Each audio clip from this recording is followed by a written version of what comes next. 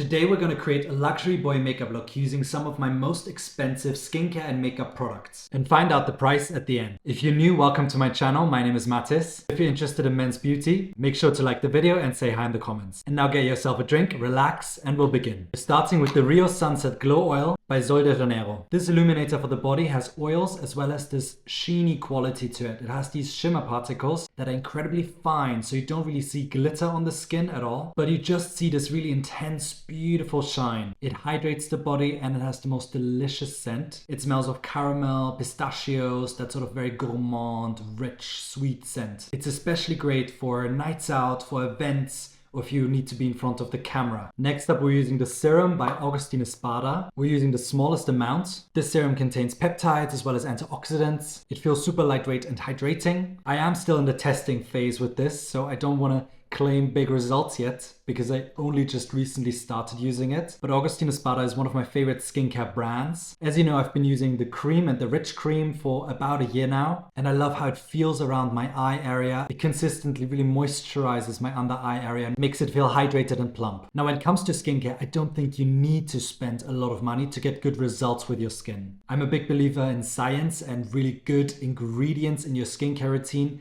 making sure you protect your skin with sunscreen on a daily basis, making sure to use things like retinol, gently exfoliating and really moisturizing and hydrating the skin. Personally, I love a luxurious experience when it comes to skincare, so sometimes I will invest in luxury skincare, but this is not necessary for everyone, and you can absolutely get incredible results with budget skincare. So if this is something you're interested in and you would like me to talk more about it, let me know in the comments. But yeah, back to the cream. I use a sparing amount and really focus it on my under eye area, almost like an eye cream, as well as my smile lines, because those areas are really the ones that I want to look out for and give some extra care to. Next up, I'm using the Medicate SPF 50. This is a really moisturizing SPF formula that sinks into the skin beautifully but leaves a dewy glow. This one is perfect for you if you have combination to dry skin. Unless you're super dry, you can probably skip the moisturizer with this one because it hydrates so well on its own. I'm actually going to take a tissue and just take a little bit of the shine away in the center of the face, but really keeping the glow everywhere else. Next, for the skin, we're using the Complexion Balm Plein Air by Hermes. It's a lightly hydrating formula that smooths beautifully into the skin, leaving a light buildable coverage. It evens out the skin and any redness you may have without adding too much coverage. It looks really skin-like and undetectable on the skin, just adding a hint of glow and evening out. It's not really mattifying, but it's not extremely shiny. It's sort of in the middle between the two. It feels quite creamy when you apply it. Very similar to a moisturizer. So intuitively, I just smooth it into the skin like I would with a moisturizing cream. You won't really be able to cover any spots with this, but to create a slightly more even look and remove any redness, it's perfect. I just love the finish of it. It has that very subtle skin-like glow, but it's not too shiny, but it doesn't feel too much. It has an SPF of 30 as well, and very understated travel-friendly packaging, which I really appreciate. In terms of the scent,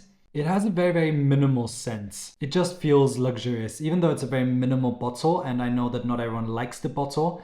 I think for the purpose, it's perfect because you can chuck it into your bag, into your Hermes bag perhaps. It doesn't add too much weight. It's securely closed and perfect for on the go. Moving on to concealer. This is the Forever Skin Concealer by Dior, and it's an incredible concealer, very high coverage. And sadly, I made the mistake of getting a color that's too dark for me. So I'm actually going to mix in a very light concealer to balance out the color. The lighter one I'm using is by the brand Make Beauty, and this is actually one of my favorite concealers. It's the Skin Mimetic Concealer, and I happen to have this really light color. So I'm just spot covering with this combination. The Dior concealer on its own is one of my favorites for spot coverage because it's so high in coverage, but at the same time it's very blendable and really melts into the skin. I wouldn't really use it as an all-over concealer or an under-eye concealer because the coverage is just too high for that. But to get those little shadows on the side here or any spots, it's perfect. Next up, we're using the Westman Atelier Contour, which is one of my favorite contours there is on the market. This is an incredible contour that has a very buttery feel that literally melts into the skin. The packaging of this is so high-end, it feels really weighted and has this magnetic closure. I used the shade Biscuit, and it's the perfect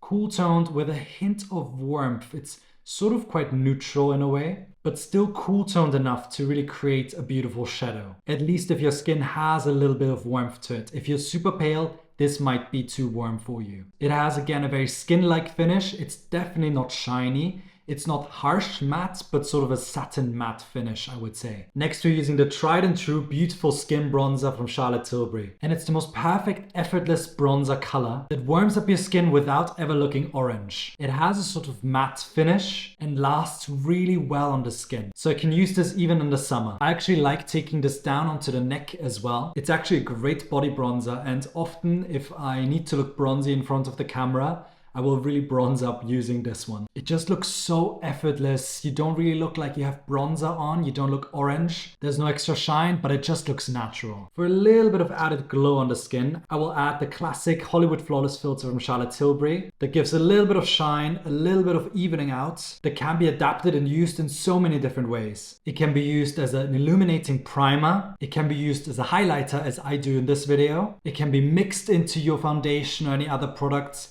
But it can also be used as a really illuminating foundation almost, because it has a little bit of coverage, so it does blur the skin while adding a lot of glow at the same time. And you can really make it your own. A great alternative would be the new Sheer Glow Skin Tint by Charlotte Tilbury. I've been using this a lot actually. It does a very similar thing to the Hollywood Flawless filter. I would say it's a little bit less glowing, and it's even easier to apply because you have a stick format, so you can just swipe it onto your cheek. Gives a bit of glow, a little bit more evening out effect, I would say, than the Hollywood Flawless filter. Between the two, this is still more of a liquid highlighter, whereas this has more of a sort of skin tint foundation stick feel to it, with the added benefit of glow. But yeah, I don't think you need both in your life. They serve a similar purpose, but they both work beautifully and I highly recommend them. Next up, you want to set with a powder. This Makeup Forever one is tried and true. I'm really going to focus it on the center of my face, as well as where I placed contour. Really set everything in place and remove the shine. It just gives a really beautiful blurring finish to the skin and almost makes the skin look less makeup-y. Next up, we're using the Chanel Quad in the color Blurry Mauve. This eyeshadow formula just makes it so easy to contour the eyes. It's sheer enough so it really blends out so effortlessly. You don't have to be an artist or need tons of experience to apply these eyeshadows.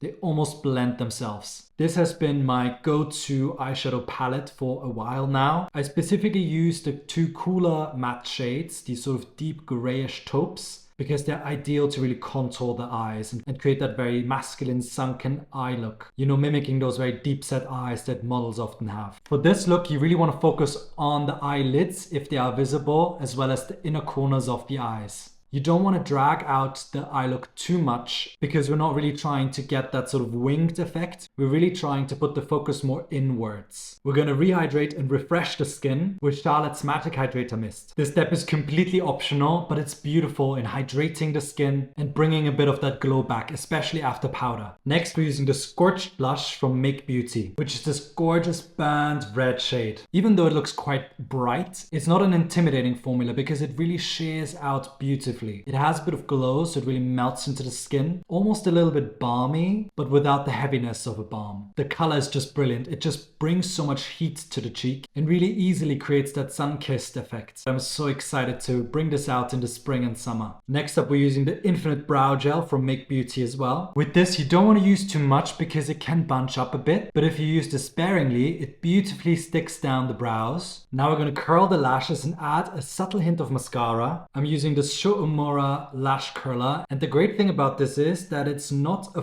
full lash curler. It sort of is small enough to really get the outer corners of the lashes, which I think is much more flattering if your goal is to have more of that masculine mysterious eye look, because curling all your lashes will give you that very wide open eye look, which I'm trying to avoid.